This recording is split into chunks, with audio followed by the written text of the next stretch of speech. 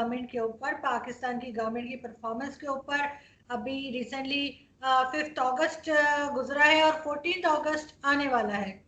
तो क्या एक्टिविटीज़ रही पहले और क्या एक्टिविटीज़ रहेंगी आगे, क्या प्रोग्रेस है। उसके अलावा बहुत ज़्यादा महंगाई जो है वो पाकिस्तान में बढ़ चुकी है।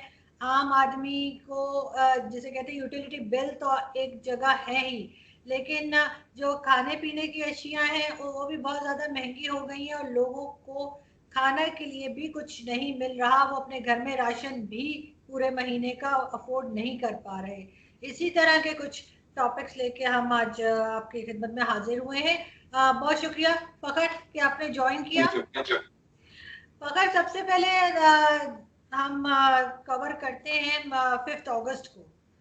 तो किस तरह से आप देखते हैं वो 1 मिनट की खामोशी, उसके बाद जो मैप है उसको एक तरीके से चेंज करके दिखाया गया दुनिया को, जिसपे कई लोग जो कि हमारी तरफ के आज़ाद कश्मीर से जिनका ताल्लुक है, जिसमें आप भी जानते हैं डॉक्टर अजहर असलम को और कई लोग, उन्होंने बहुत एतराज़ उठाया है कि ये क्या तमाशा था।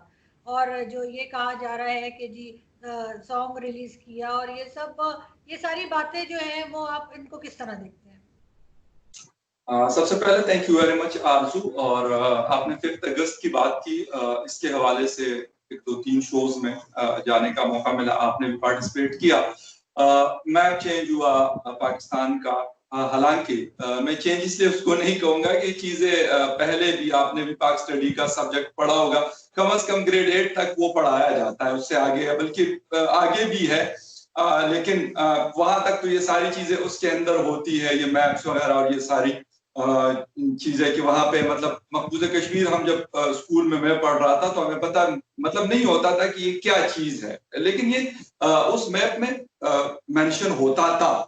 उसके बाद अभी 5 अगस्त को इमरान खान साहब ने एक नया मैप लॉन्च किया। सर्वे ऑफ पाकिस्तान बेसिकली ये काम करता है, पाकिस्तान के मैप्स और जियोलॉजिकल सर्वेज, और ये सारा काम जो है ये इस डिपार्टमेंट के पास है। तो उन्होंने उस मैप को चेंज करके और उसके अंदर पूरे कश्मीर को डाल दिया और वहां पे एक नया एक डॉट्स के साथ एक बॉर्डर बना दिया कि हिमाचल प्रदेश जो है that is the last point of Hindustan. वहां से आगे उनकी बाउंड्री नहीं है, मतलब वहां तक उनका मुल्क आता है। हालांकि उनके पास जिसको हम इंडियन ऑक्युपाइड कश्मीर कहते हैं वो उनके पास है, और 1947 से अभी तक तकरीबन 74-75 साल हो गए इस चीज को भी कि वो उनके पास है। और जो आजाद कश्मीर है जिसको हिंदुस्तानी पाकिस्तान ऑक्युपाइड कश्मीर कहते हैं, तो वो पाकिस्तान के पास है। तो नक्शे चेंज करने से मुझे इसलिए ये एक अजीब सी चीज लगती है कि पिछले साल नरेंद्र मोदी साहब ने भी यही चीज की थी। अगर आपको याद हो, जब 5 अगस्त को उन्होंने 370 को हटाया कश्मीर से और 35A को हटाया, तो उसके बाद अक्टूबर 2019 में उन्होंने एक नया मैप जारी कर दिया और उसके अंदर उन्होंने आजाद कश्मीर, गिलगित बल्तिस्तान और ये जितने भी इलाके हैं तो इन सब को शामिल कर दिया कि यार ये एक्चुअल पोजीशन है और ये हिस्सा है हिंदुस्तान का। तो मेरे ख्याल में ये दोनों बॉर्डर के दोनों साइड, बल्कि जैसे ये मैप रिलीज हुआ तो उस टाइम की मेरी एक ट्वीट भी पड़ी हुई है, शायद हमारे व्यूअर्स ने भी उसको देखा होगा, काफी सारे लोगों ने उसको देखा होगा। मैंने कहा कि बोथ साइड्स जो हैं बॉर्डर के, वहां पे इस तरह के ड्रामे रचाए जाते हैं और किए जाते हैं। हिंदुस्तान भी अपने तरीके से कर रहा होता है और पाकिस्तान भी अपने तरीके से कर रहा होता है। तो इमरान खान ने ये चीज की, लेकिन इसकी टाइमिंग बड़ी आरजू मुझे इंपॉर्टेंट लगी। वो इस वजह से कि एक इससे पहले एक कोरोना एक वबा थी इमरान खान के पास, उससे पहले वो नवाज शरीफ और जरदारी के ऊपर हर चीज को डालते थे। उसके बाद अल्लाह ने उसको एक, मैं कहता हूँ एक ब्लेसिंग ऑफ गॉड मैं कहूंगा फॉर इमरान खान। दुनिया के लिए तो शायद जो भी था वो, लेकिन for Imran Khan government, PTI government के लिए एक रहमत साबित हुई ये चीज। तो उन्होंने तो कहा कि भाई कोरोना की वजह से पूरी दुनिया को जहां पे मतलब ट्रिलियन ऑफ डॉलर्स का लॉस हुआ, तो पाकिस्तान तो एक बहुत ही मतलब पहली वीक इकोनॉमी थी उसकी और बहुत सारे मसाइल थे, तो वो तो मतलब लाजमी सी बात है उसने तो मुतासिर होना था, इफेक्ट होना था इस चीज से। तो वो चीज उसके बाद अभी क्योंकि इन्होंने कल जिस तरह आपने हमारे जो मिनिस्टर हैं अरस्तु साहब असद असद असद उमर साहब, तो उन्होंने एक बड़ी हंगामी प्रेस कॉन्फ्रेंस की कि यार हम सारे लॉकडाउन वगैरह और जो भी पाबंदियां हैं उसको फ्रॉम 10 अगस्त खत्म कर रहे हैं और सारी चीजें ओपन हो जाएंगी। तो अब उनके पास एक नई चीज इस शेप में, क्योंकि आपको अपना प्रोडक्ट सेल आउट करने के लिए कुछ ना कुछ चाहिए, ठीक है, लोगों को बेवकूफ बनाने के लिए कुछ ना कुछ आपको जरूरत पड़ती रहती है। वो किसी भी शेप में हो सकता है, कभी टेररिज्म की शेप में हो सकता है, कभी रिलीजियस एक्सट्रीमिज्म की शेप में हो सकता है, कभी कश्मीर जैसा डिस्प्यूट जो बेचारे कश्मीरी रुल रहे हैं दोनों तरफ, ठीक है, उनकी शेप में हो सकता है। उनका फैसला, हिंदुस्तान कहता है कश्मीर हमारा है, हम कहते हैं कश्मीर हमारा है, और जो बेचारे रुल रहे हैं जो 80-90 लाख कश्मीरी है, उनसे कोई नहीं पूछता कि भाई वो क्या चाहते हैं। यहाँ बैठ के मतलब उनके वो बन रहे हैं, ठीक है, एक सपोर्ट हम दे रहे हैं, और बहुत सारी जो जेन्युइन कश्मीरी है जो बिलोंग करते हैं श्रीनगर से, और उनसे इत्तेफाक है कि 5 अगस्त को इनवाइट किया था मैंने उनको, तो उनसे भी मेरी बात होगी, तो वो मतलब कह रहे थे कि यार हमारी अगर एक सपोर्ट हो रही है तो इसके ऊपर मतलब we are thankful for Pakistan की, शुक्रिया अदा करते हैं कि हमारा एक सपोर्ट है, इंटरनेशनल फोरम्स के ऊपर हमारे इशू को उठाया जाता है। लेकिन बहुत दफा मैं कहता हूं कि सीरियसनेस उस तरीके से नहीं दिखाई जाती कि एज ए सीरियस इशू इसको उठाया जाए, हिंदुस्तान को भी मजबूर किया जाए कि भाई हमने इस इशू को सॉर्ट आउट करना है, कश्मीर या आपका हुआ या पाकिस्तान का हुआ या कश्मीरियों को अलग आइडेंटिटी मिल जाए, लेकिन उनकी जो मिजरीज है वो खत्म हो जाए। तो इस वजह से इस वक्त जो टाइमिंग थी, इमरान खान ने बड़ा शोर शराबा वावेला पूरे पाकिस्तान ने किया कि लोगों का जो अटेंशन है उसको डाइवर्ट किया जाए, और बहुत हद तक कामयाब भी हुए। और जो आपने देखा कि खैबर से लेके कराची तक और वागा से लेके गवादर तक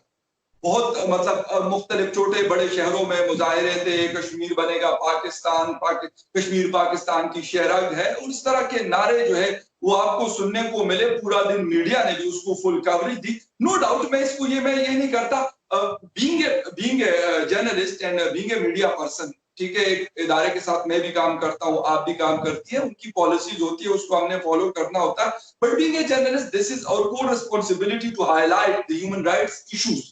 अगर वो कश्मीर के अंदर है उसको भी हमने हाईलाइट करना है, और अगर वो पाकिस्तान के अंदर है और है, इससे इनकार नहीं है, उसको भी हमने हाईलाइट करना है। बहुत सारे मसाइल ऐसे हैं जिसको मतलब जिसे कहते हैं कि उसको रेड जोन में रखा गया था कि मतलब you are not allowed to discuss that issues, ठीक है, दोज इश्यूज तो हमने करना होता है, और किसी न किसी तरीके से हम लोग कर भी रहे होते हैं, तो हमें करना चाहिए। तो इस वक्त मुझे जो चीज लगी है कि इमरान खान ने ये एक ट्रिकी गेम खेलने की शायद कोशिश की है, बाकी सारे इश्यूज से तवज्जो लोगों की हटाने की।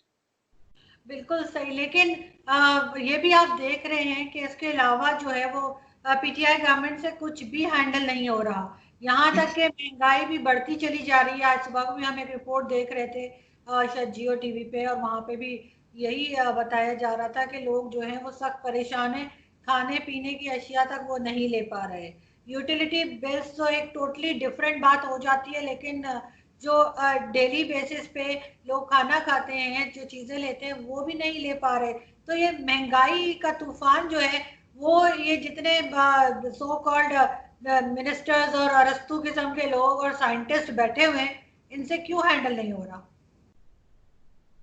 बिल्कुल आरजू, हैंडल तो न उनसे पहले होना था, खैबर पख्तूनख्वा उनके पास था, वहां से उन्होंने मेरे ख्याल में उस तरह की लर्निंग नहीं की फॉर 5 इयर्स। 2013 से लेकर 2018 तक उनकी हुकूमत रही। इमरान खान साहब को चाहिए तो ये था कि वहां से वो सीखते, क्योंकि वो बड़े डिस्परेट थे for becoming prime minister of Pakistan. तो उसके लिए वो तो हर हरबा इस्तेमाल करते थे मुख्तलिफ फोरम्स के ऊपर। अब भी उनकी रिकॉर्डिंग चलती है, और मैंने आप अभी भी थोड़ी देर पहले एक ट्विटर के ऊपर एक वीडियो उनकी लगाई है 1.5 मिनट की, और मैंने यही फैज अहमद फैज साहब का बड़ा मशहूर शेर है कि याद माजी अजाब है यारा। तो वो चीज इसलिए है कि उसके अंदर वो बात क्या कर रहे, कहते हैं कि यूके में और यूएसए में लोगों की जो मिनिमम वेजेस दी जाती है दैट इज 2 लाख पाकिस्तानी। ये तकरीर इन्होंने शायद 2014 या 15 में की थी, उसका एक क्लिप मेरे पास पड़ा हुआ था। तो कहते हैं कि वहां पर चीजों की प्राइसेस फिर भी कंपैरेटिवली कम है हमसे, मतलब इतनी बड़ी इकोनॉमीज है उनकी, परचेजिंग पावर उनके पास बहुत अच्छी है हमसे, पॉपुलेशन उनकी कम है, अनएम्प्लॉयमेंट हमसे कम है, इन सारी चीजों के बावजूद वहां चीजों की कीमतें हमसे कम। वो कंपैरिजन कर रहे थे दूध के ऊपर। कि वहां पे 40 रुपए का लीटर दूध मिल रहा है, और पाकिस्तान में उस वक्त का वो बता रहे थे कि शायद 120 रुपए का लीटर जो टेट्रा पैक आता है वो मिल रहा है। जो अभी फ्रेश मिल्क आप भी खरीदती होंगी, मैं भी यूज करता हूं, तो पिछले एक साल से अगर हम कंपैरिजन करें तो ये तकरीबन 110 से लीटर जो है 155 और 160 को टच किया है। सिर्फ मिल्क की बात करो जो बेसिक नीड है हर किसी की। फिर अगर हम बात करते हैं आटा, मेरे ख्याल में कोई भी इंसान जो साउथ एशिया में रहता है तो रोटी उसने खानी होती है। वो हिंदुस्तान के लोग भी रोटी लाजमी सी बात है वो खाते हैं, बेशक वो सब्जी के साथ उसको खा ले, दाल के साथ उसको खा ले, या किसी भी चीज के साथ उसको खा ले, अचार के साथ उसको खा ले, लेकिन बेसिक एक कंपोनेंट है कि उसको हमने अपने लंच डिनर वगैरह में या फिर हम ब्रेकफास्ट में हमने शामिल करना होता है।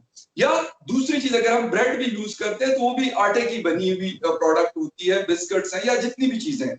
उस बेसिक एक चीज को एक मतलब जिसे कहते हैं 20 केजी का एक बैग आता था तकरीबन 760 रुपीज, पाक रुपीज की मैं बात कर रहा हूं, इस वक्त वो 1400 में सेल होगा, 1450 में।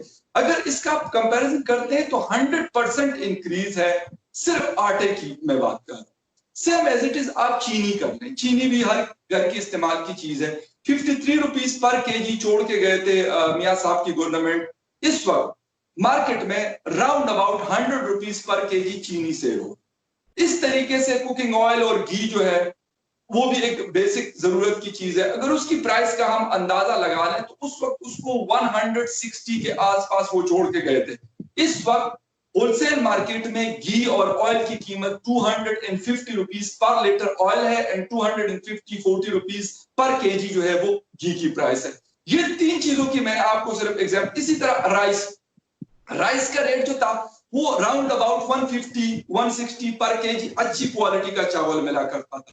इस वक्त वो मैं कहता हूं कि लो ग्रेड जो है वो 180-190 वैसे 200 और 220, 230, 250 तक आपके राइस का मतलब राइस की प्राइस है। अब ये वो चीज है मैं बता रहा हूं जो तकरीबन पूरी की पूरी पाकिस्तान में घी और ऑयल को हटाकर ये पाकिस्तान अपनी प्रोड्यूस करता है। ये उनकी कीमतें बताने चले घी और ऑयल की। लेकिन घी और ऑयल का भी मुझे इसलिए परेशानी और अफसोस है कि इंटरनेशनल मार्केट में जब हम कंपैरिजन करते हैं कि उसका पर टन जो प्राइस होती है सोयाबीन सीड्स वगैरह जो उसको हम इंपोर्ट करके लेके आते हैं वो इस वक्त दुनिया का लोवेस्ट लेवल पे है इस वक्त। ठीक है, अगर उससे कंपैरिजन किया जाए तो फिर तो हमें ये महंगाई नहीं होनी चाहिए थी। चीनी हम अपनी प्रोड्यूस करें ये महंगाई नहीं होनी चाहिए थी। राइस हम अपना वो एक्सपोर्ट भी करते हैं और प्रोड्यूस भी करते हैं, उसमें हमें ये मसला है। गंदम का हम या 6 या 8 नंबर पे दुनिया में हम प्रोड्यूसर हैं, तो इसके बावजूद आटे की ये हालात है। फिर आपने बात की यूटिलिटी बिल्स की। आज सुबह मेरी सिस्टर से मतलब मेरी सिस्टर की मुझे छोटी सिस्टर की मुझे घर से कॉल आई मर्दान में, मेरे घर में solar system proper solar system मैंने लगवाया हुआ है, तो मुझे कह रही कि यार बिल आया हुआ है और उसके अंदर कोई पता नहीं 400 या 800 रुपए जो है उन्होंने कहा कि यार ये आपका अमाउंट है जो पुराना रह गया। हालांकि ड्यूरिंग द कोरोना भी मेरे घर का जो मर्दान वाला घर है एक सिंगल बिल मिस नहीं हुआ। लोग नहीं जमा करते थे लेकिन हमारा मतलब हर महीने जो भी वो देख लेती थी ऑनलाइन तो मतलब वहीं से पे कर देती थी अपने मोबाइल से। तो इसके बावजूद ये चीज आ रही है क्यों कि आईएमएफ से कर्जे ले रही है ये हुकूमत, उसको उनकी कंडीशंस बड़ी सख्त होती है। अगर आपको मुझे कोई उधार देता है तो उनकी कंडीशंस होती हैं, वो वैसे कोई नहीं दे देता।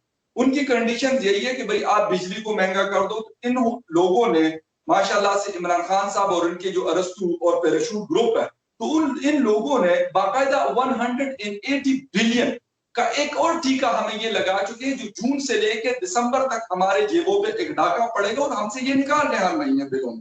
तो ये वो चीजें हैं कि जो बेसिक जरूरियात है हर इंसान की, इसमें कोई अमीर गरीब बड़ा छोटा कोई फकर ये वो वादे थे जो करके इमरान खान साहब आए थे, यही वो वादे थे जो वो पिछले 21-22 साल से लोगों से कह रहे थे कि जी मुझे वोट दो, मैं ये आसानी कर दूंगा वो कर दूंगा। और सबसे बड़ी बात जो इन्होंने 5 साल पहले हुकूमत चलाई है केपीके में, और वहाँ पे जो इनका बीआरटी मंसूबा है वो तो एक तरह का जैसे कहना चाहिए कि दुनिया के लिए एग्जाम्पल बन गया है कि वो तैयार होके ही नहीं दे रहा है और उसमें ये पैसे लगाते जा रहे हैं। और इनके जितने भी पीटीआई के मिनिस्टर्स हैं, जो पीटीआई के सेनेटर्स हैं, ये अमीर से अमीर होते जा रहे हैं हमारे सामने के, हम नाम नहीं लेंगे। बहुत से लोग ऐसे हैं, आप जानते हैं, जो पहले आम से घूमते थे और अब जो है वो उनके पाँव जमीन पे नहीं लग रहे। और इसका मतलब है कि करप्शन तो हो रही है, पीटीआई गवर्नमेंट में भी करप्शन हो रही है, वरना कहाँ से उनमें इतना इतना सब कुछ आ रहा है उनके पास। करप्शन नहीं, बहुत बड़ी करप्शन हो रही है आरजू। करप्शन तो हम ये लोग तो ये गालियां इसीलिए देते हैं पिछली हुकूमतों को कि लोगों का ध्यान हमारी तरफ ना है। ये एक मैंने आपको बताया ना कि ये स्ट्रेटेजी का इनका हिस्सा है। इनके ministers floor of the house खड़े होकर गालियां गलौज क्यों करते हैं कि उनसे सवाल नहीं किया जाए। अगर उनसे सवाल किया जाए और उनके दुम पे पांव आता है तो इनकी चीखें निकलती हैं। कोई जर्नलिस्ट इनसे सवाल करता है तो इनकी चीखें निकलती है। अभी एक ऑडियो मैं आपसे शेयर भी करूंगा, पड़ी हुई है मेरे पास। ये गंडापुर साहब है, अली अमीन गंडापुर साहब, हमारे माशाल्लाह जो सबसे फारिग मिनिस्ट्री, मैं इसलिए फारिग मिनिस्ट्री कहता हूँ सीरियसनेस। मैंने उस दिन एक चैनल पे भी कहा कि अली अमीन गंडापुर को आपने उसको मिनिस्टर बनाया उसके कश्मीर अफेयर्स का, तो वो साहब जो है वो जर्नलिस्टों को गालियां दे रहे थे। अपने इलाके में डीआई खान से बिलोंग करते हैं, खैबर पख्तूनख्वा में। गालियां इसलिए दे रहे थे कि लोगों ने पूछा कि साहब क्या करें हम लोग, भूख से लोग मर रहे हैं और तकलीफ में है, लोगों के पास जॉब्स नहीं है, लोगों की इनकम नहीं है, ऊपर से इतनी महंगाई है कि पहले अगर आपका दिन 500 रुपए में गुजरता था तो अब आपका 1000 रुपए में भी दिन नहीं गुजरता। अगर आपके घर में 2 या 3 लोगों की मैं मतलब बात करता हूँ, अगर आपकी फैमिली है, जिनकी बड़ी फैमिलीज है बिल्कुल है, हमारे यहाँ लोगों की बड़ी बड़ी फैमिलीज होती है जिसमें ज्यादातर लोग होते हैं, वो लोग क्या करेंगे। तो ये लोग इसीलिए ये गालम गलोच और इस तरह की लैंग्वेज यूज करते हैं कि इनसे सवाल न किया जाए, इनसे ये ना पूछा जाए कि भाई आपने मतलब जलील तो आप करते हैं मियां नवाज शरीफ से शुरू करते हैं, मरियम नवाज पे खत्म करते हैं, मरियम नवाज से शुरू करते हैं, बिलावल भुट्टो पे खत्म करते हैं, बिलावल से शुरू करते हैं आसिफ अली जरदारी पे खत्म करते हैं, जरदारी से शुरू करके आप मौलाना फजल रहमान पे खत्म करते हैं, मौलाना फजल रहमान से शुरू करके आप असफंदियार वली खान को गालियां दे रहे हैं। लेकिन उन लोगों के अंदर यकीन करें बहुत सारी खराबियां होंगी, मैं ये नहीं कहता वो भी कोई फरिश्ते नहीं थे, लेकिन उनके अंदर एक इंसानियत, उनसे मैं कहता हूं जितने सख्त सवाल आप पीपल्स पार्टी की हुकूमत से होते थे, कमर जमान कायरा साहब इतलात के वजीर थे, यकीन करें कि इतने सख्त सवाल होते थे, उसके बावजूद वो जिसे कहते हैं ना कि स्माइली फेस के साथ आंसर करते थे लोगों को। मैं हैरान हो जाता उन लोगों के ऊपर। और जितना जलील के जी जी जी, आप कंप्लीट कर लें। जी, जितना उनको जलील किया जाता था यानी मीडिया के अंदर, हर मीडिया हाउस उनको यानी रात को जलील करके सोता था, उसके बावजूद वो लोग मीडिया को उन्होंने, मैं कहता हूँ कि मीडिया के ऊपर उन्होंने कोई कदम नहीं लगाया। इवन नवाज शरीफ को बड़ा टफ टाइम दिया आपकी मतलब हमारी जिसे कहते हैं कि रिस्पेक्टेड जुडिशरी जो हमारी है, सुप्रीम कोर्ट ऑफ पाकिस्तान है, इन लोगों ने कितना उनको तंग किया और बहुत सारे मतलब एस्टेब्लिशमेंट को मैं कहूंगा कि कितना उनको तंग किया गया।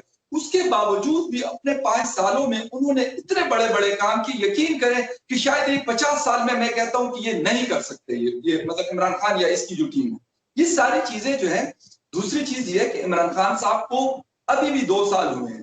भाई आप कौम को यही तो भाषण दिया करते थे जब आपका धरना था 2014 वाला, उसमें भी आप यही कहते थे, आपने बाकायदा यूटिलिटी बिल जलाए और जो जला के इसने कहा था मैं नहीं पे करूंगा। आपने बाकायदा जो उसमें तो जाते नहीं थे, पार्लियामेंट में तो जाते नहीं थे और कहते थे पार्लियामेंट के सामने खड़े होकर कि मैं लानत भेजता हूं इस पार्लियामेंट के ऊपर, क्योंकि यहाँ पे गद्दार बैठे हुए, मुल्क के भी गद्दार और कौम के भी गद्दार। अब मुझे ये बताएं कि वो जो मैं आपको अभी ट्विटर के ऊपर अपने वो वीडियो की बात बता रहा था, उसमें ये कहता कि अगर आपका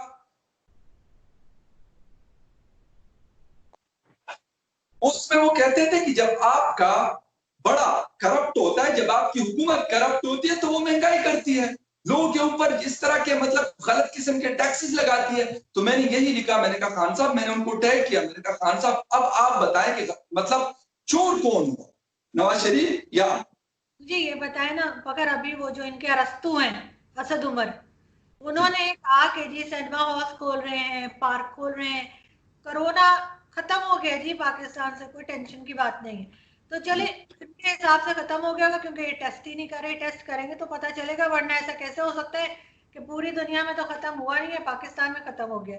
दूसरी बात, क्योंकि सिनेमा ये खोल रहे हैं, मूवीज तो यहाँ बनती नहीं है, इंडियन मूवीज इन्होंने बैन कर दी हैं, तो वहां पे ये क्या चलाने वाले हैं। वो जो इनकी टिकटॉक स्टार थी एक, जिनके साथ इनके मिनिस्टर्स की वीडियोस आई थी और बहुत सी शेख रशीद साहब ने भी जो वीडियो थी शेख रशीद साहब की रात में लेट के बातें कर रहे हैं, मेरे ख्याल है उस तरह की कोई फिल्म वहां पे चलाने वाले हैं। ये सिनेमा खोल के उसमें चलाएंगे क्या?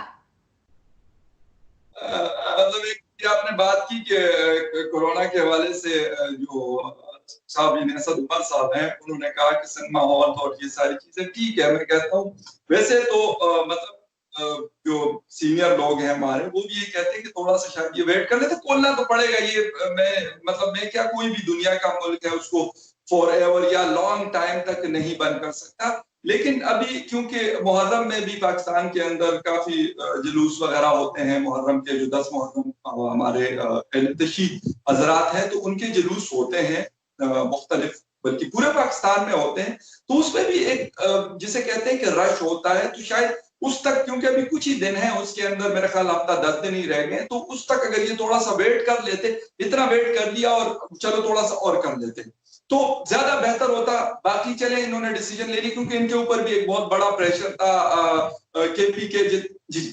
लेकिन फकर मेरा सवाल फिर उधर ये कि ये सिनेमा मान लिया कि खोल दिए, इन्हें इन्हें चाहिए था सभी जगह खोल, चलाएंगे क्या? क्योंकि मुझे याद है कि एक दफा मोइन अख्तर साहब ने कहा, कोई पाकिस्तानी फिल्म डायरेक्टर बैठे हुए थे साथ, मुझे उनका नाम नहीं आता, पता नहीं क्या थे, तो वो कहने लगे कि जी पाकिस्तानी फिल्में किसी के साथ नहीं देखी जा सकती।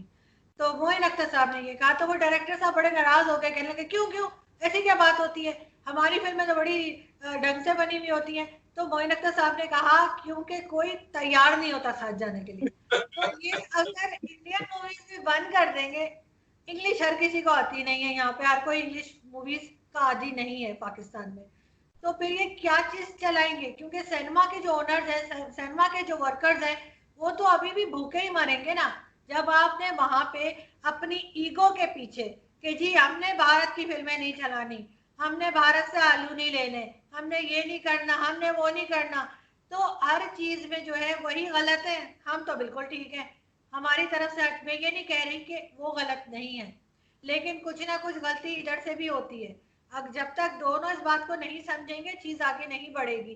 तो इनको थोड़ा सा जैसे कहना चाहिए, ट्रेड खोलनी चाहिए आपस में, मूवीज आप लगाएं, यहाँ से हमारे टीवी प्लेस जो है वो जा सकते हैं, हमारे आर्टिस्ट वहां जाके कमाते रहे हैं, क्योंकि यहाँ तो सब ठप है। यहाँ तो वो बेचारे अभी भी बेरोजगार हैं इंडिया बंद होने के बाद भी, क्योंकि यहाँ पे टर्किश ड्रामे चल रहे हैं। तो हमारे जो छोटे मोटे एक्टर हैं जिनसे वैसे भी एक्टिंग नहीं होती, वो अब रो रहे हैं कि जी हम क्या करें, यहाँ तो टर्किश ड्रामे चल रहे हैं। तो आपको लग रहा है कि बहुत कुछ बेरोजगारी इस वजह से भी है कि हम दोनों कंट्रीज आपस में बात नहीं कर पा रहे? बिल्कुल सही कहा आपने। आपने बात की सनमा, सनमा के ऊपर क्या चलेगा, तो एक तो मुझे आपके सवाल के दौरान ऐसी चीज पे आ रही थी कि एक तो अतगुल का ड्रामा चल रहा है, मैंने इत्तेफाक है मैंने अभी तक नहीं देखा, और मेरे ऑफिस में मैक्सिमम मेरे कुलीग वगैरह। मेरे को इरादा भी नहीं देखने का। अच्छा, तो मेरे ऑफिस के कुलीग्स मुझे कहते हैं कि यार आपने देखा, मैंने कहा यार मेरा ईमान जो है इनकम्प्लीट है, क्योंकि अगर जब तक मैं ये ड्रामा ना देखूं तो शायद ईमान कंप्लीट नहीं होता। मतलब इन लाइटर नोट तो मैं इनसे कहता हूँ कि यार शायद वाहिद बंदा हूं मैं कि जिसने ये नहीं देखा। मेरे ऑफिस में तकरीबन कोई 700 तक या 700 जो लोग हैं वो हमारे यहाँ काम करते हैं, तो मैं कहा शायद वाहिद मैं बचा हूं जिसने ये ड्रामा नहीं देखा। तो मुझे लगता है कि यार उस तरह की चीजें इन्होंने चलानी है टर्किश ड्रामा में डब करके। क्योंकि आज सुबह मैं ट्वीट देख रहा था, फैसल जावेद साहब, सेनेटर फैसल जावेद साहब, किसी जमाने में आपको याद होगा हमारे दोस्ती थी उनसे, लेकिन जब से वो सेनेटर बने तो पता नहीं क्या हो गया कुर्सी में, मुझे समझ नहीं आती। बहुत सारे लोग हमारे सामने जो बेचारे मतलब इधर उधर फिर रहे होते थे, जिनको कोई पूछता भी नहीं था सीरियसली। मतलब बीइंग ए मीडिया पर्सन 2013 से मतलब 12 से मैं हूँ, और मैंने इन लोगों को बड़ा करीब से देखा जो आज बड़ी बड़ी उसमें बैठे होते हैं, और मैं अक्सर इनके जो इर्द गिर्द के लोग होते हैं मैं उनसे पूछता भी हूँ, मैं यार ये कुर्सी के अंदर कौन सा ऐसा जादू है। मैं कहीं की कुर्सी तो पक्की भी नहीं है। मैं कहा अगर मैं जर्नलिस्ट हूं तो मैं सारी जिंदगी जर्नलिस्ट रहूंगा। मैंने कहा मैं कुछ और नहीं बन सकता। मैंने कहा ये मिनिस्टर है तो 6 महीने के बाद ये मिनिस्टर नहीं रहेंगे, ये एमएनए है तो हो सकता है अगर 5 साल पूरे करते तो 5 साल के बाद ये एमएनए नहीं रहेंगे, और अगली दफा किसको पता कि इनको कोई वोट करेगा कि नहीं करेगा। तो मैंने कहा इस तरह की हरकतें क्यों ये करते हैं। तो मतलब उनके एक ट्वीट में पढ़ रहा था तो उसने लिखा हुआ था बड़े फखरी अंदाज में मेरा नाम का बार बार मैं इस्तेमाल कर रहा हूँ यहाँ पर। तो उसने लिखा था कि अभी सीजन 1 जो है उसका खत्म हो गया ये टर्किश ड्रामे का, और सीजन 2 की जो है ना वो डबिंग कंप्लीट है, और इंशाअल्लाह जिस तरीके से वो बोलते हैं ना, मतलब बड़े करे करे वाले अंदाज में, तो कहते हैं कि वो बहुत जल्द जो है वो हमारे पीटीवी के व्यूअर्स जो है वो उसको देखेंगे। तो मैंने उनको कहा, मैंने कहा it's shame for the PTV and for you as well कि आपके 8000 एम्प्लॉयज है और आप टर्किश जो कंटेंट है वो तो चला रहे हैं, लेकिन अपना उनके पास कोई कंटेंट नहीं है। क्या कर रहे हैं ये 8000 एम्प्लॉय, जिसको आप 35 रुपीज में बिल में उनका पे करता हूं, और अभी उस 35 को आप 100 रुपीज में कन्वर्ट कर रहे हैं कि मेरे जेब से निकाल लें, क्योंकि वो इदारा लॉस में है। तो ये तो इनकी हालत है, क्योंकि उसकी शायद वो नाराज भी होंगे इस बात पे, लेकिन क्योंकि डबिंग का वो ठेका जो है ना वो फैसल जावेद साहब के पास है, और माशाल्लाह जी जी जी, और माशाल्लाह से अच्छे खासे वो पैसे कमा रहे हैं। मतलब सिर्फ एक फैसल नहीं है, बहुत सारे और भी लोग हमारे ऐसे हैं जिनको मैं बड़ा क्लोजली जानता हूं कि 2013 से पहले वो बेचारे जो है एक बड़ी मामूली सी गाड़ी में फिरते थे, जो शायद ही अगर अभी उनको आप कह दें कि यार आप इस तरह थे, तो यकीन करें वो आपके गिरबान पकड़ लेते कि भाई मुझे इस तरह क्यों कहा, मैं तो भाई लेटेस्ट मॉडल की BMW या मर्सिडीज में फिरता हूँ। मुझे हंसी इसलिए आ रही है कि दो तीन चीजें मुझे याद आ रही थी कि एक जमाने में आलू यहाँ पे कम हो गए थे, पाकिस्तान में आलू की फसल नहीं हो रही थी, तो कहा गया कि जी इंडिया से मंगा लेते हैं। तो कई लोगों ने उसमें कहा नहीं जी नहीं, इंडिया के आलू हम नहीं खाएंगे। तो हमारे यहाँ एक सीनियर जर्नलिस्ट है, मैं उनका नाम नहीं लूंगी, वो कहने लगे क्यों, आलू खाने से, इंडियन आलू खाने से क्या हमारी छुट्टियां निकल आएगी ऊपर?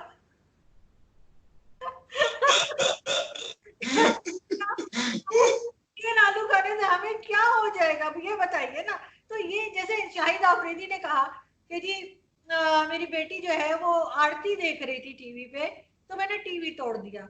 ये मतलब अजीब फनाटिक किस्म के माइंडसेट हमने एक क्रिएट किया। मैं मुझे उससे याद आ रहा था, हमारे एक रिश्तेदार थे, तो बचपन से हमने तो भाई इंडियन मूवीज ही देखी, हमारे यहाँ तो फिल्में, हमारे जब हमने होश संभाला था पाकिस्तानी फिल्में कोई बनती ही नहीं थी, तो इंडियन मूवीज ही लगाया करते थे जब उस पे डीवीडी प्लेयर के ऊपर। तो वो क्या कहते थे कि अगर आपने कोई पुरानी मूवीज पकड़ देखी हो ना, अमिताभ बच्चन की या विनोद खन्ना और इस तरह की, शम्मी कपूर, बड़े बेहतरीन किस्म के उनके एक्टर्स आया करते थे, और बड़े एवरग्रीन सॉन्ग्स होते थे जो आज भी अच्छे लगते हैं। तो उसमें आप देखेंगे जब आप डीवीडी लगाएंगे ना, शुरू में वो एक आरती का आता है, कोई 30 सेकेंड्स का या कुछ इस तरह से ना, उसके बाद कोई भजन सा होता है, फिर मूवी का नाम और टाइटल शुरू होता है। तो वो हमारे रिश्तेदार कहते थे इसको फॉरवर्ड कर दो, इससे ईमान खराब हो जाता है। तो मेरी मुझे हंसी आती थी, मेरी मेरी मदर भी बहुत हंसी थी, वो कहती थी बाकी मूवी में जो मर्जी हो रहा हो, लेकिन वो आरती जो है ना उसको हटा दो, उससे ईमान खराब हो जाएगा। तो ये चीज हमारी क्यों है? और शाहिद आफरीदी जैसे लोग जिनको पूरी दुनिया जानती है, जिनको इंडिया भी बहुत इज्जत देता है, जिनको बांग्लादेश में भी बहुत पूछा जाता है, हर हर कंट्री में, उनकी जब आप इस तरह के माइंडसेट देखते हैं बेटियों को, वो कहेंगे मेरी बेटी स्पोर्ट्स नहीं खेलेगी। क्यों नहीं खेलेगी आपकी बेटी स्पोर्ट्स? ये हम क्यों, तालिबान जैसी सोच हमारे लोगों में है, क्योंकि आपका ताल्लुक भी केपीके से है, तो मैं इसलिए पूछना चाहूंगी कि वहां पे तो मैंने बहुत से लोग ऐसे भी देखे जिन्होंने अपनी बेटियों को पढ़ाया है, आगे लेके गए हैं, स्पोर्ट्स में भी लेके गए हैं, तो फिर इस तरह का माइंडसेट क्यों है यहाँ पे? नहीं, एक्चुअली इसका मेरे ख्याल से मेरे एक बड़े अच्छे सीनियर हैं, तो वो बड़े मतलब अक्सर शो में ये बात करते हैं कि यार पठानों को इस तरीके से पेश किया जाता है कि पता नहीं कोई क्या है यार, ये पता नहीं शायद इंसान नहीं है उस तरीके से, या क्या इनकी मतलब कोई जैसे कहते हैं कुछ फीलिंग्स नहीं है या क्या। मैं इस बात पे हैरान होता हूँ। मतलब अभी कुछ दिन पहले मेरी एक दोस्त है मेरी, मतलब उनसे मेरी बात हो रही थी, तो केपीके से बिलोंग करती है, मतलब हजारा बेल्ट से है वो। तो वो कही कि मैं यूनिवर्सिटी मतलब मास्टर्स अपना नहीं कर सकी रेगुलर, उसके मैंने प्राइवेट किया। मैंने कहा क्यों, आप कराची जैसे शहर में रहती है, कराची यूनिवर्सिटी इतनी जबरदस्त यूनिवर्सिटी है, मतलब आप वहां ज्वाइन कर लेती, और बहुत सारी यूनिवर्सिटीज हैं तो आप कर लेती वहां से रेगुलर। तो कहती है कि नहीं, घर वाले मुझे मतलब परमिशन नहीं दे रहे थे। मैं कराची जैसे शहर में आपको परमिशन नहीं मिल रहा था। मैंने कहा मैं एक छोटे से इलाके से मेरा ताल्लुक है, मेरी अल्लाह का शुक्र है कि मतलब मुझसे 3 छोटी सिस्टर जो यूनिवर्सिटीज पढ़ के हैं, और मुझे खुशी होती है। बिलीव मी, मैं कहता हूँ कि मेरे ग्रैंडफादर खुद तो इतने पढ़े लिखे नहीं थे, लेकिन जब वो थे और हम उनके साथ बैठते थे तो यकीन करें मेरी सिस्टर्स या मेरी कजन्स में कहते हैं कि बेटा अगर आप नहीं पढ़ोगे ना फिर भी आप कुछ ना कुछ कर लोगे। इन फीमेल्स को ज्यादा पढ़ना इसलिए कि इनकी रिस्पॉन्सिबिलिटीज आपसे ज्यादा, इन्होंने कल को अपने बच्चों को ग्रूम करना है। आप मेहनत मजदूरी भी कर लोगे लेकिन इनको कोई व्हाइट कॉलर जॉब जो है इस एजुकेशन की वजह से इनकी मतलब और बहुत सारी चीजें आसान हो जाएंगी। तो ये मेरे ग्रैंडफादर की मैं बात बता रहा हूँ। लेकिन फखर अगर कोई फीमेल जो है, कोई लड़की जो है अगर स्पोर्ट्स में जाना चाहे तो क्यों नहीं जा सकती? क्या है? एग्जैक्टली बिल्कुल। मैं कहता हूं कि स्पोर्ट्स में, आप स्पोर्ट्स की बात करती हैं, अभी जिस तरह अभी ट्रेंड चल गया और शुक्र अल्लाह का कि चल गया पाकिस्तान के अंदर। अब इस्लामाबाद में मैं अक्सर ये अफनान पार्क में जॉगिंग के लिए जाता हूं तो लड़कियां स्कूटी चला के आती है, वहां पर अपनी स्कूटी खड़ी करती है, जॉगिंग एक्सरसाइज वगैरह करती है। इस तरह बिलीव मी मुझे बड़ी खुशी हुई। कल एक डॉन न्यूज ने एक पिक्चर पब्लिश की है अपने न्यूज़पेपर में।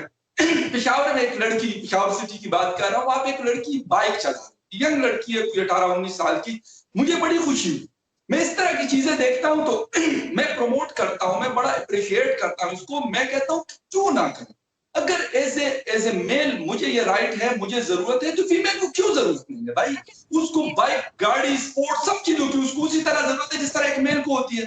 क्योंकि हम मतलब दोनों से तरह के इंसान अल्लाह ने बनाए हुए, या तो ये कि मतलब मर्द कोई और अलग किस्म की मखलूक है और जो फीमेल है वो किसी और किस्म की मखलूक है, फिर तो बात में मान लेता। लेकिन अगर ऐसा नहीं है तो मेरे ख्याल में दोनों का राइट है कि दोनों को इक्वल अपॉर्चुनिटीज दे दी जाए कि भाई वो आए इस फील्ड में। बिल्कुल सही। फखर, लास्ट में मैं आपसे एक लास्ट क्वेश्चन और करना चाहूंगी कि अभी कुछ दिन पहले यहाँ भी अगेन मैं नाम नहीं लूंगी, हमारे एक मीडिया कोलीग हैं, उनसे बात हो रही थी मेरी, तो वो कहने लगे कि हमारे चैनल पे, उनका प्राइवेट चैनल है, उन्होंने कहा वहां पे हम पठानों को इनवाइट नहीं कर रहे। हमें ये इंस्ट्रक्शंस दी गई हैं कि जो कोई भी अगर केपीके से ताल्लुक रखता है और पठान है तो उसको हम एज अ गेस्ट अपने शोज में ना बुलाएं। मैंने उनको उसकी वजह पूछी तो वो कह रहे जी हमें आगे से इंस्ट्रक्शंस आई हैं, गवर्नमेंट से आई हैं, हालांकि गवर्नमेंट चैनल्स में बैठ रहे हैं लोग, तो इसलिए मुझे उनकी बात गलत लगी। तो उन्होंने कहा क्योंकि जी जो पठान आते हैं ना तो हमें ये तासुर मिलता है कि ये पीटीएम के हिमायती हैं, पीटीएम को सपोर्ट कर रहे हैं। तो अगर पीटीएम को सपोर्ट भी कर रहा है कोई तो उसमें क्या हर्ज है? पीटीएम ने कोई वायलेंस तो किया नहीं है, आप कोई वायलेंस नहीं बता सकते। वो अपनी बात रख रहे होते हैं, अपना एक तरीके से बात कर रहे होते हैं, लेकिन ये कहना कि जी पठानों को हमने चैनल पे नहीं बुलाना है, ये नई चीज है जो हमारे अब थोड़ी थोड़ी करके चल पड़ी है और सामने आ गई है। बिल्कुल, ये एक डिस्क्रिमिनेशन है। मैं इस फील्ड में जब आया तो मैंने बहुत सारी चीजें फेस की मुख्तलिफ जगहों पे। इवन एक दफा मेरी यूनिवर्सिटी में इस तरह की चीज मैंने फेस की। मेरी टीचर थी, अब मैं क्या मतलब उन, क्योंकि मैंने उनसे पढ़ा है, मेरी टीचर थी, और टीचर आपको पता है कि मतलब सेम लाइक अ पेरेंट, जिस तरह आपके होते हैं माँ बाप उस तरह का होता है। तो उन्होंने मुझे इस तरह का रेसिज्म वाला एक जुमला बोला कि उस वक्त हमारी एक, क्योंकि न्यूज प्रोडक्शन की क्लास थी हमारी स्टूडियो में, तो हम न्यूज रनडाउन बना रहे थे। तो उसमें मेरे उस दिन इत्तेफाक था कि मेरा चार्जर जो था मेरे लैपटॉप का वो मुझसे रह गया। रात को मैं कर रहा था और उसी तरीके से मैंने लैपटॉप उठा के बैग में डाला और सुबह में निकल गया था अपनी यूनिवर्सिटी। तो उन्होंने मुझे बात की कि हाँ आप हो तो Pathan.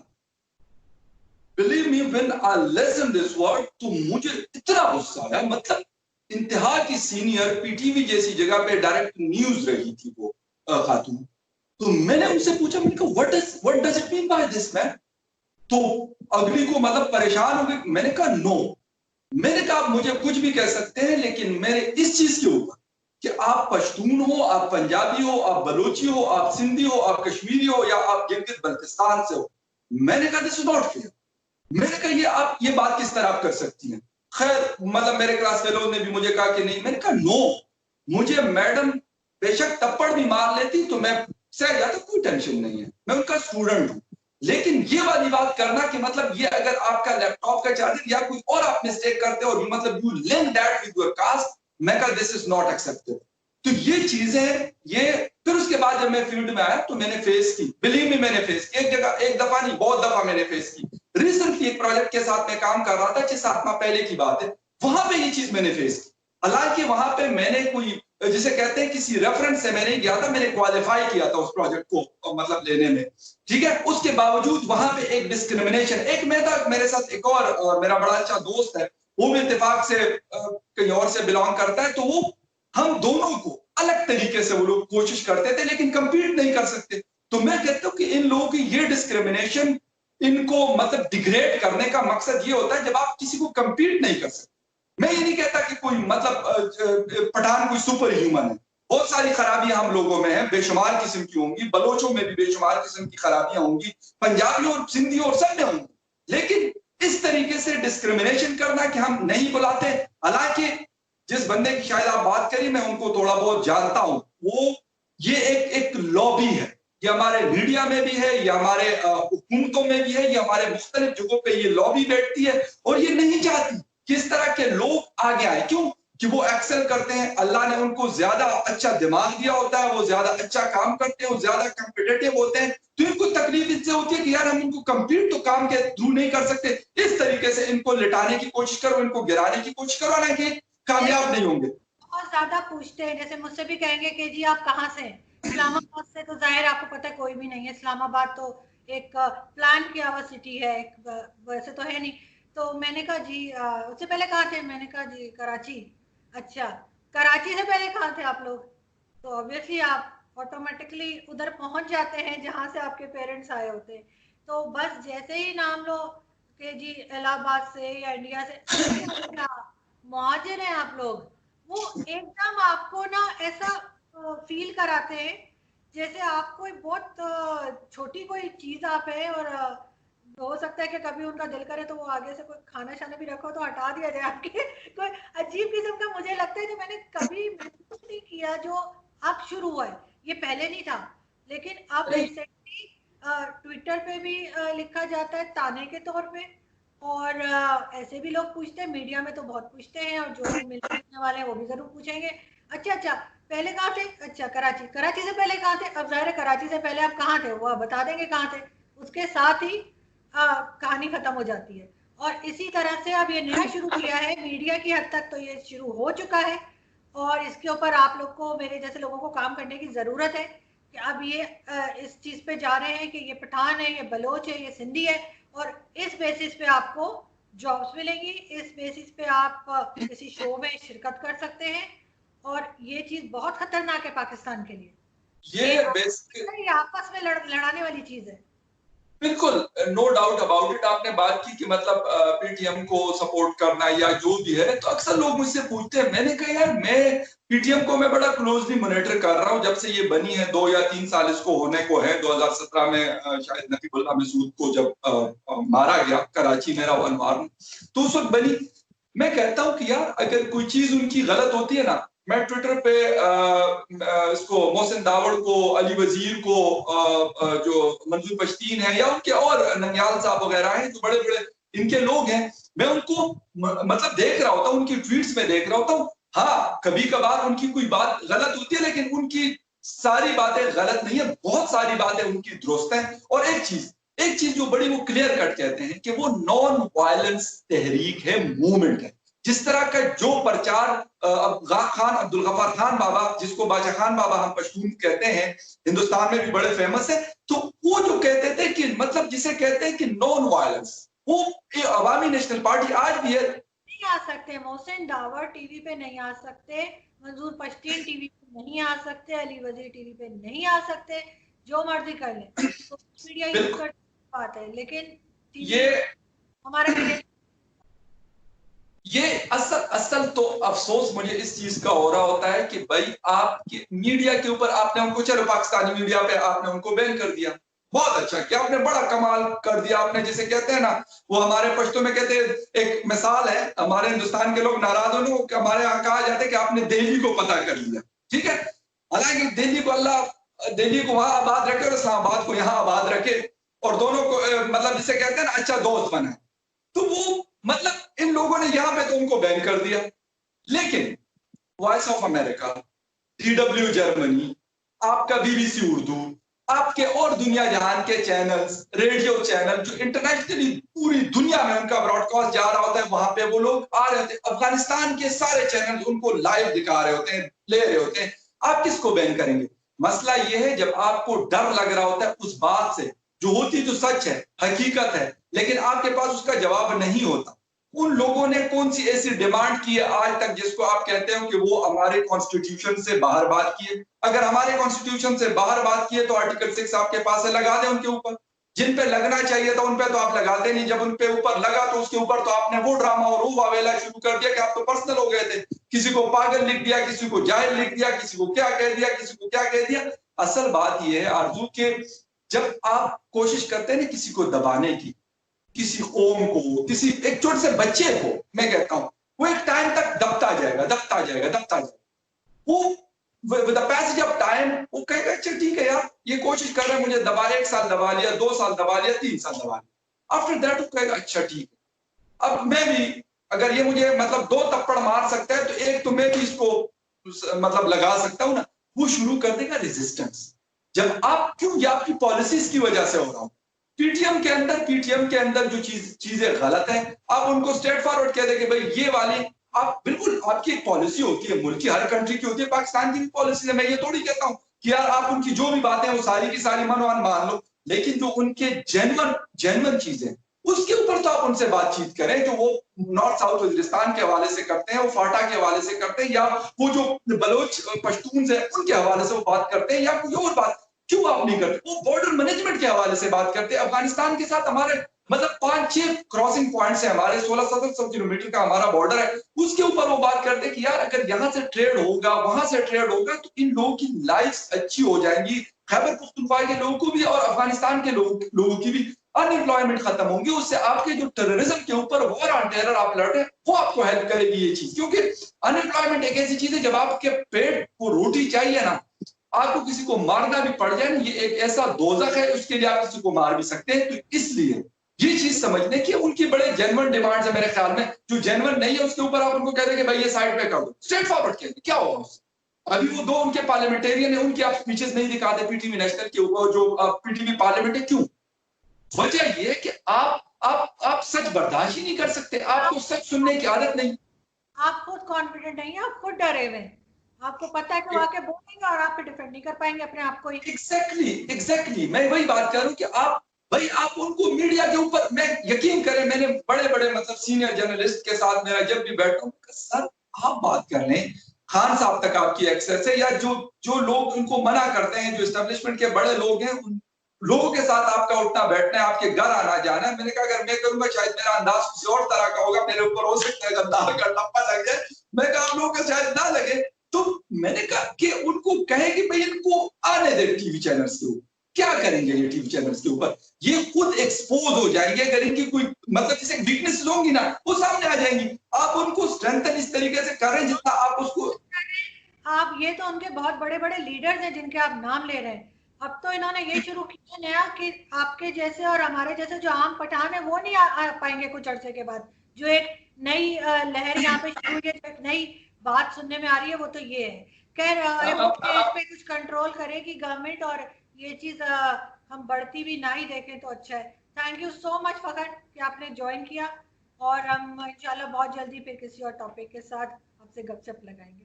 Thank you. Allah Hafiz.